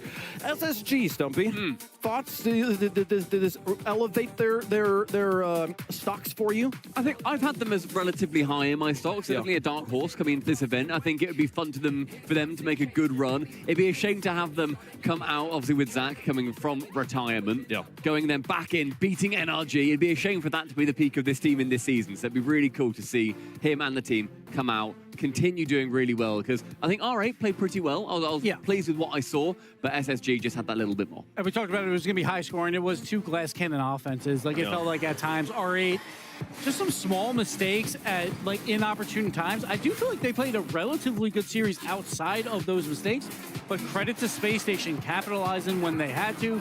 Zach, another great series from him, and that's what you expect every single time he's on the field. I mean, him, Reveal, it's just the SSG style, man. They just keep on swarming you, keep on making you uncomfortable. And they were chirping. And they love chirping. And it's the energy that they bring, Stumpy. It's just too much sometimes. I feel like with SSG, give R8 at least 1 series on land before you get into it. We spoke about it in the green room. There was a disconnect. Some of us thought, we'll go out there, let's go crazy. I just thought, give them at least 1 series to settle in, and then you can then trash them. Warfare, man. You were talking about the glass cannon offenses, though. None of that was more characterized than that game 3. They were up. SSG was up 3-0. R8 gets 3 back, and then SSG able to put away another one to finish off the game. And then here on game 4, finish off the series. I mean, they finish it off. And once again, the demo, we were talking about Reveal gets the demo on the back end. You can't be too aggressive against SSG. If your head is not on the swivel, they're coming to get you. They're coming to take you off the field.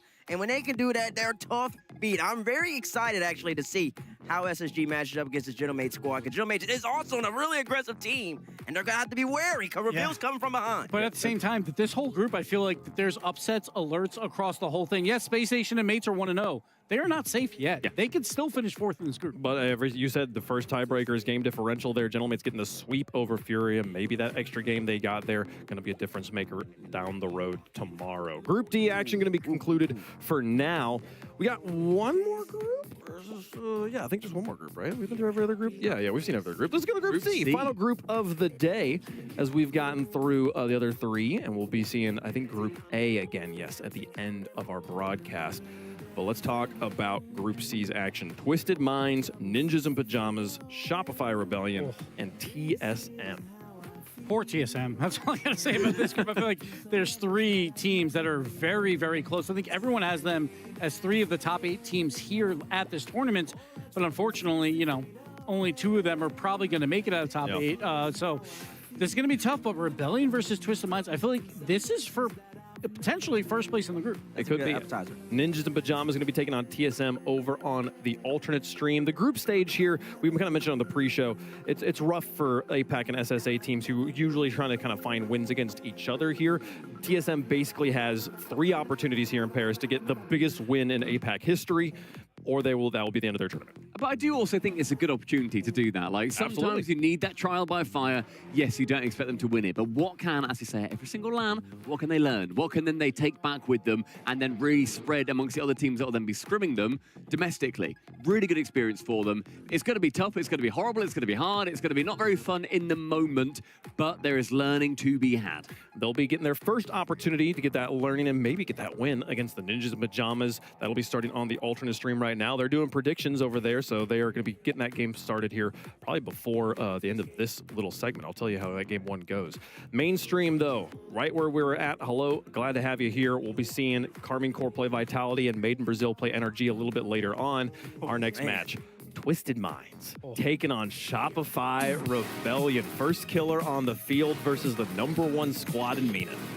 Man, oh man, Twisted Minds are looking fantastic. TRK, the MENA King, first killer, the NA King, possibly just has never won anything yet, but he's so incredibly talented on the NA side. Is this finally the team? It feels like everything is gelling for Rebellion.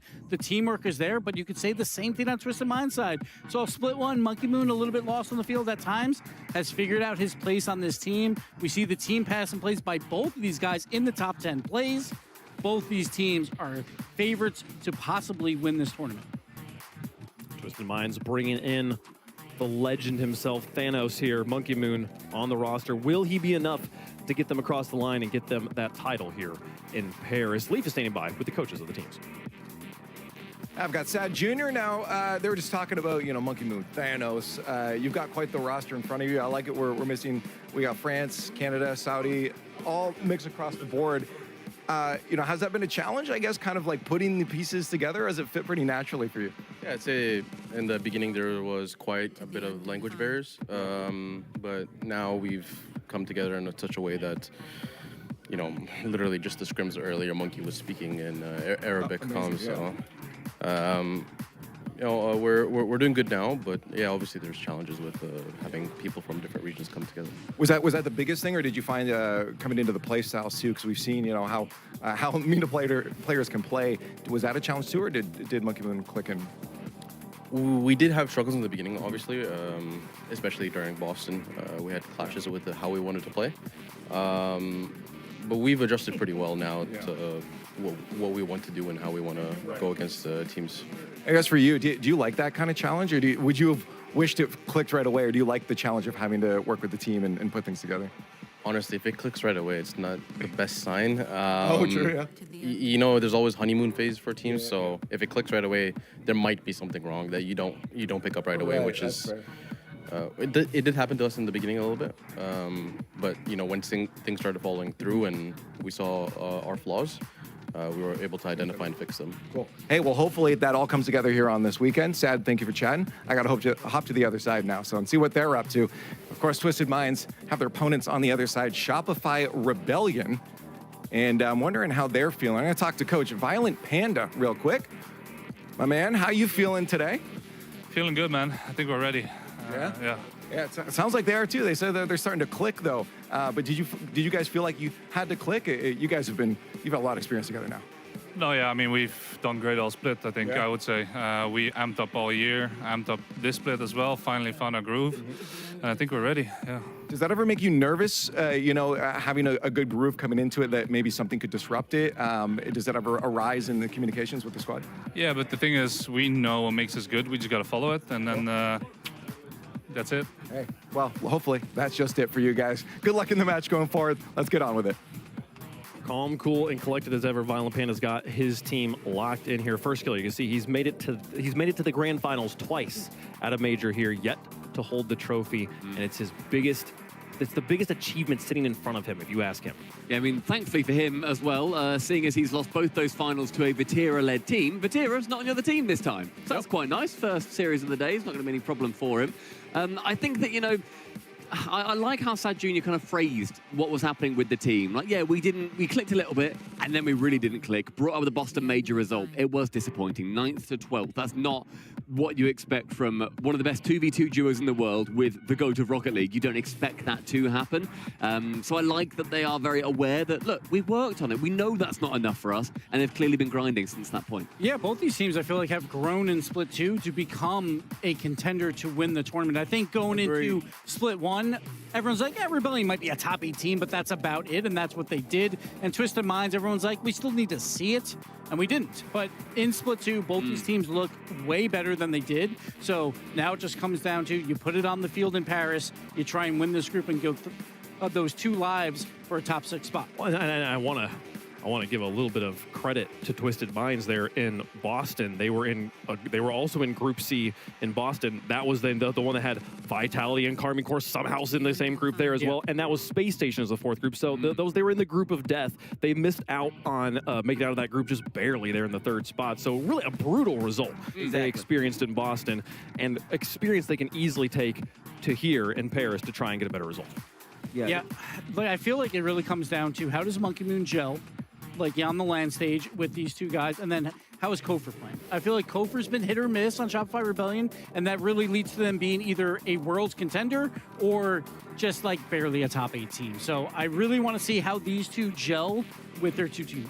Well, listen, I do like the Monkey Moon gel part 1 because he's actually sat in the middle, which I've never seen him ever be sat in the middle for a team. And TRK's been moved to the side. He's never sat on the side. He's always in the middle. The middle is IGO. That is team lead for the most part. And Monkey Moon being in there, really being a calming presence, that might make all the difference. It was incredible hearing Sad Jr. talking about the language barrier issues they were having, and that now the spot they're in, they're actually having Monkey Moon beginning to calm in their language. And it's one of those things I think if you're not a professional gamer, if you've never played in a stakes, the game level this high, it's not easy to understand how much you need your entire brain to be focused on the game, and any extra brain power to just translate your thoughts to your teammates could genuinely be an obstacle that you're having to overcome. And not only that, a lot of players are more about their mechanics. And I wouldn't call it brain dead, but it is more about like, oh, I'm just so good mechanically, it doesn't matter what I do. It's automatic. Monkey Moon is not that way. He needs to position correctly to be at his best. So it also feels like the brain power has to be used even more for him compared to his teammates, not only for the language, but just where he positions himself on the field. So credit to Monkey Moon. He's the GOAT for a reason, and he's shown it in more ways than one. And it's just one of those, like, think about the alternate universe where these three guys all just speak the same first language. And like it feels like they're playing with training weights on right now. They're like, imagine how good they would be if they were just like, if they didn't have to go through that translation barrier. And like, it's such an incredible roster. We're excited to see how they do here against Shopify Rebellion. Also a formidable opponent. Let us know who you think is going to win in the fan vote. We'll make our picks up here. Stumpy, who you got? It's a really good question. I can't remember who I picked on the sheet. That's how close it is, though. Yeah, it's very, very close. I think this is a very big mix-up for me. I think I would have to go with Rebellion for me. Really? I don't know if that's what I picked, but in this moment, I'm going to coin flip and go to Rebellion. Yeah. What? I had to look as well to see what I picked, because I was like, it just depends. Every 10 minutes, I'm like going back and forth.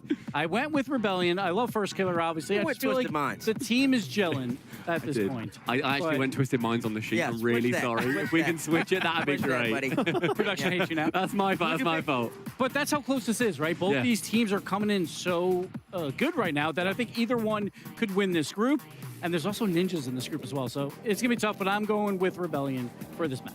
I think Rebellion showed me levels in open number 6 against NRG. They lost to them in 7, but my goodness, that might have been the best NA series I've seen in a minute. And I think they're going to continue that wave. They've been ascending. Twisted Minds been playing well, too. It's not going to be enough. Give me a shot by Rebellion. Beating Twisted Minds. This one goes to Champs Field, though. We'll see it in 5. I don't know. I think the history books is doing Twisted Minds dirty here. You look at the result, it says 9th through 12th of Boston. You're like, they weren't popping off again. It was Vitality. It was Karmine Corp. They lost in 5 in both of those matches. I think Twisted Minds has it on the international stage, especially if you just lower the level of competition just slightly here. And I do think you put there's a slight difference between Vitality and Karmine Corp and Shopify Rebellion right now. I've got Twisted Minds on this one, folks. How does the coin feel about it? Split on the desk.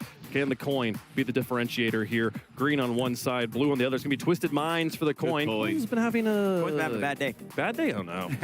Oh, no. This is another North America versus Mina. Here we go again. We saw the Space Nation take care of business earlier. This is exactly what you want to see, folks. Group C, it's been the group of death before. It might be the group of death here again in Paris, folks. The teams are ready to go, a best of 5 to get their first win on day 1 of the Paris Major. The green for Shopify, the pink for the brains, folks. Twisted Minds versus Shopify Rebellion to continue on here in the Paris Major.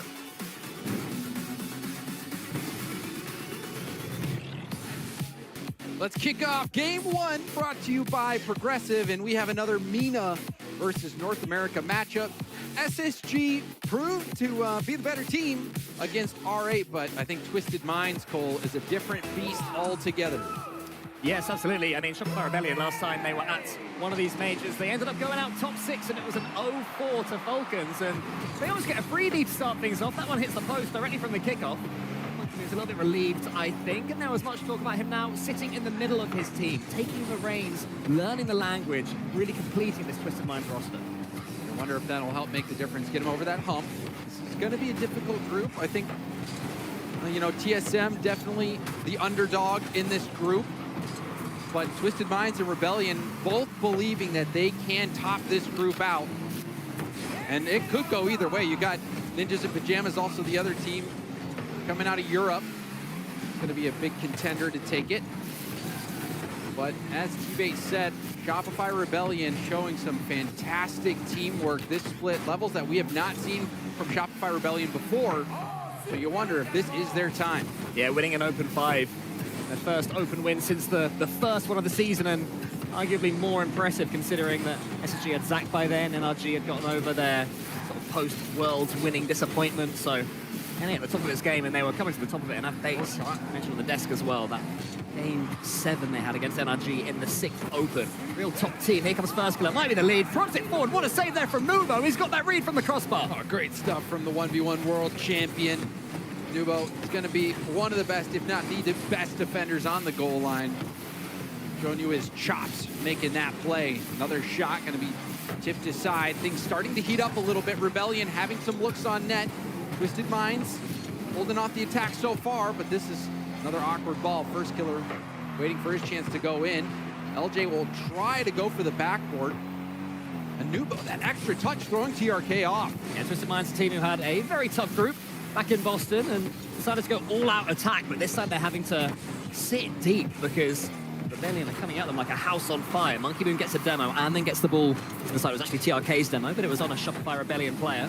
Kofa tries to win this race, loses it out to TRK. It's going to be a smash and grab here if Twisted Minds can take the lead because it's been all Rebellion so far. They've been far the better team. True. But the match I was casting earlier, Manchester City versus Made in Brazil. Very similar result. Made in Brazil caught back quite a bit. Forced to play a lot of defense. Did manage to win some games there. Able to turn things around. See if Twisted Minds can do the same. Been all defense from them so far.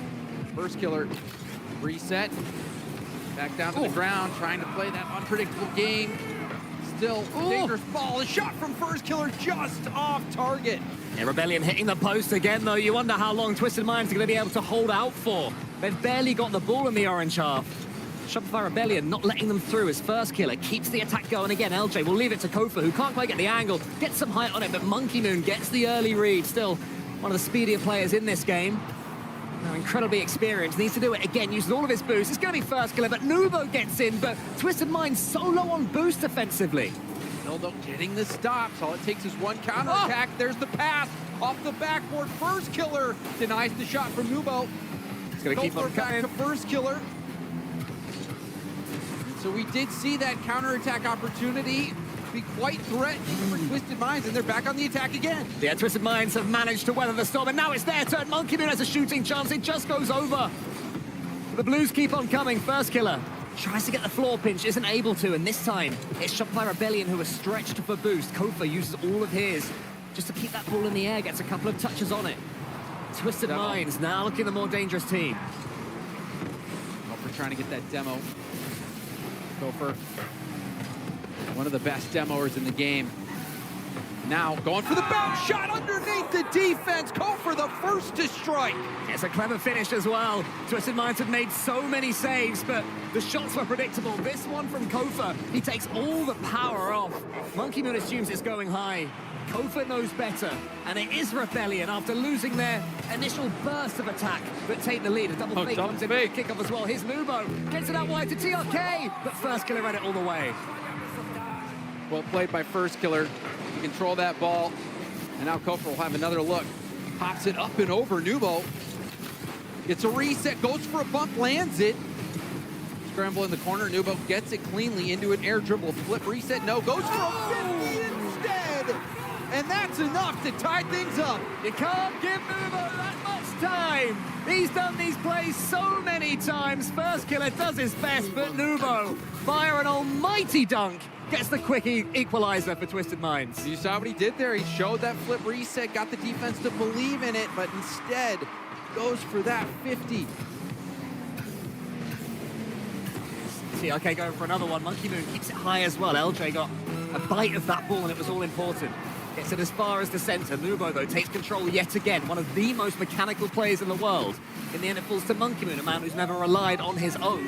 He pushes it out wide. Great touch there from Rebellion. LJ looking for Firstkiller on this breakout. LJ can't steal that corner boost. Well defended by Nubo. And now Monkey Moon going to try to race. Nice 50 forward. Firstkiller. Looks like that ball trail changed to orange. Kofa will keep it up. Is it the right play? TRK to Monkey Moon. Monkey Moon for the game. And they slap it down. We've got overtime. Yeah, that was near to a 0-second winner, but we are go into next goal wins territory, and the ball falls to Shopify Rebellion straight off the bat, but it's TRK. Gets into the center, great dunk there from LJ. North America's flashier players, always good to see him in top form. Tries to get the ball towards Kofa, met by Monkey Moon in the middle. This is a decent start from both teams attacking from the kickoff. In overtime, neither one happy to defend this game. Shopify Rebellion had all the early pressure. Twisted Minds swallowed it up. Were able to bounce right back with the equalizer until this man got on the ball, Nubo. This time he finds Monkey Moon, gets the second touch. It won't be enough for a double tap. He's rolling straight down. Kofa can go into the center as far as TRK, but James, it's Twisted Minds that are beginning to pull away slightly in this overtime. And you'll sometimes see that tug of war, but that doesn't mean too much. A lot of the time you see teams falter on the counterattack, but you see Kofer trying to dodge that chase. Well played. Kofer dodging the bump and low boost, getting back to that ball. That is excellent from Kofer. That was so difficult, but the attacks continue. First Kill is in, this time in front of LJ. I think LJ could have done with First Killer's touch there as a helpful one. He needed his teammate. Big bump from TRK. Twisted Minds have been aggressive, not necessarily getting demos, just getting small nudges on these Shopify Rebellion players to get them out of the way as Monkey Moon comes forwards. Pushes it around a couple, LJ. Big save again at the near post. Shopify Rebellion hanging on for dear life. First Killer still with it. Goes for a 50. Got the reset. Used the flip late. Hope we're going to be out of the play for a moment. No boost. Numbers advantage briefly for Twisted Minds. 50 right back to First Killer. First Killer powering through. Kofer leaves it for LJ, but LJ went all the way back as well. Shopify Rebellion giving lots of space to Twisted Minds. Things still a little shaky on the goal line. Low boost situation again. This one streaking across the net. Bit of panic starting to set in. Twisted Minds looking more like that online cells, the #1 seed from Nina. And they're playing like it at the moment. The Shopify Rebellion proving too strong defensively. Can Twisted Minds break through to take this first game? Monkey Moon goes to the ceiling. TRK's there. He fakes it out. This Nubo, it's saved again by LJ, but Monkey Moon's turn tries to go for the early shot. Saved once more by Rebellion. TRK can't break through, and the pass he's already dodged. Wow, this is so physical. LJ landing the bump, but TRK still almost making a play on the ball. TRK trying to take it ground to air, contested. LJ with the 50, it actually hits off TRK's car and goes all the way back for Monkey Moon, who will grab that corner before taking possession. A complete reversal from the start of game #1 now. It is Twisted Minds that are having all the plays. It's Rebellion relying on big clearances. Twisted Minds are deep enough to be able to get that next touch, though. This is better for Rebellion. Kofa has control of the ball on that far wall. Monkey Moon brings it away. Great challenge there from LJ. Good composure from TRK. The most experienced players from Saudi Arabia showing it all there, not fazed by this moment. Not fazed at all, TRK. Really, bouncing back after the roster change, shocking everyone that he was removed from Team Falcons. Everyone thought he was still one of the best in the world, and he has proved it this split. And it would be sweet to get an excellent major result as well. Nubo has control right yet again. This is where Twisted Minds are so dangerous. TRK in front of him, maybe a little bit awkward there. With Twisted Minds, the ball falling on top of their car rather than having any momentum to play. But the demo comes in, but it won't help too much because Kofa is able to break his way through. TRK, it's the 50-50 towards First Killer. Game 1 Rebellion. Wonderful play from Kofer. You heard Gibbs talking about it, how it really feels like feast or famine. And Kofer is at the center of it. If he's playing well, it's a feast, and he is playing well. And Shopify Rebellion will get that Game 1 victory thanks to that play from Kofer. Excellent start for Shopify Rebellion. And I think, we've had a lot of one-sided matchups in terms of the caster predictions today. We're tracking who's picking who, lots of underdogs. But today, we've had two matches that did not have that underdog effect. This was one of them. A lot of casters split down the middle.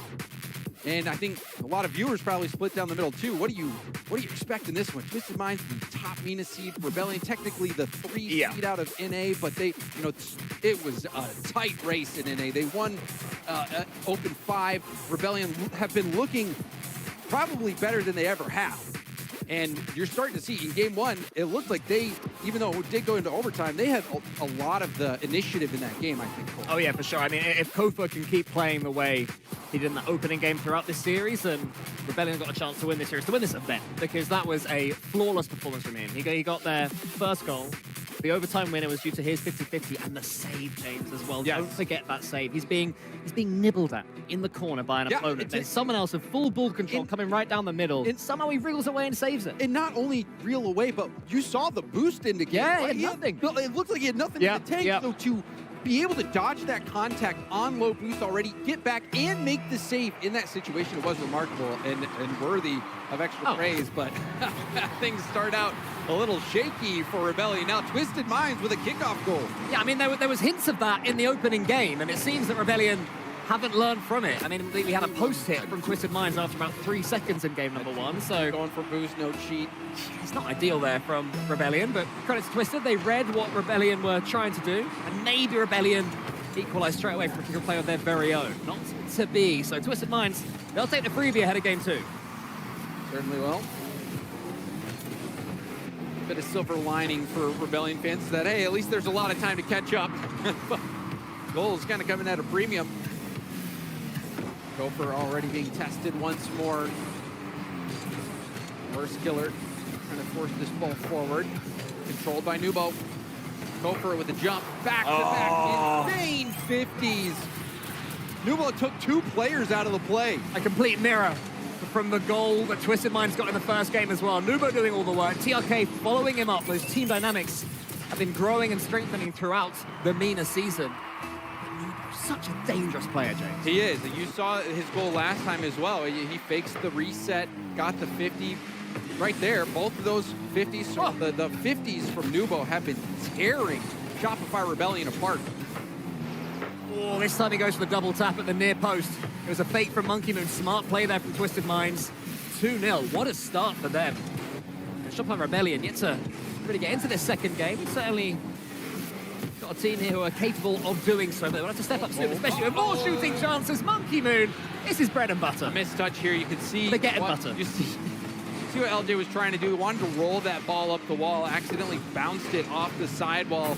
It went from a situation where LJ might have possession here, maybe go on an attack, to a missed touch to a uh-oh. We're giving one up here. So this was as about a bad of a start as you can have for Rebellion. Twisted Minds catching some breaks, getting the kickoff goal, capitalizing on that missed touch from LJ. Rebellion, though, making it easy for him. Yeah, I wonder if Monkey Moon has learned what baguette and butter is in Arabic, and was saying that as he took that shot. We'll have to find out after from Lee. Please don't ask that, Lee. I don't think he actually was saying that. Anyway, 3-0. You know he knows a little bit of French. Yeah, true. He can ask it in French. Monkey Moon, I'm sure he can find out. 3-0 Twisted Minds, and this is the version of them as they almost score a 4th that MENA has been subjected to this season. Yeah, the Twisted Minds have ascended. You know, I think the Dust said it well. Both of these